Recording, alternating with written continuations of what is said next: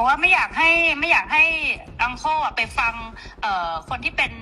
ฝั่งตรงข้ามกับเราเพราะว่าพอไปฟังฝั่งตรงข้ามอย่างพวกแม่ทัพภาค2เนี่ยค่ะเป็นคนของฝั่งตรงข้ามหมดเลยซึ่งพอไปฟังนั้นเสร็จก็ไม่อยากให้ท่านรู้สึก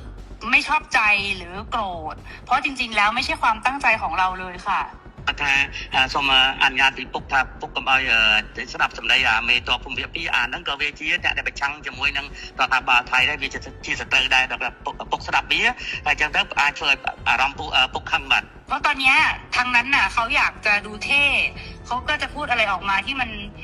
ไม่เป็นประโยชน์ต่อประเทศชาติค่ะแต่ว่าจริงๆที่เราต้องการเนี่ยคือต้องการความสงบสุขให้เกิดขึ้นเหมือนตอนก่อนที่จะปะทะกันตรงชายแดนนะคะ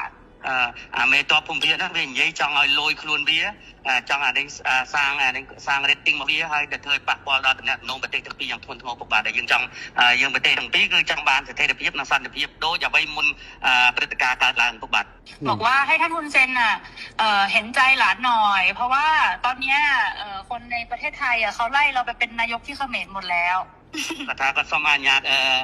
ពុកថាអាណិតក្មួយផងឥឡូវនេះថៃប្រជាជនថៃពីច្រើនបានដេញហើយដេញក្មួយថាទៅនៅស្រុកខ្មែរទៅព្រោះជានាយករដ្ឋមន្ត្រីខ្មែរពុកបាទ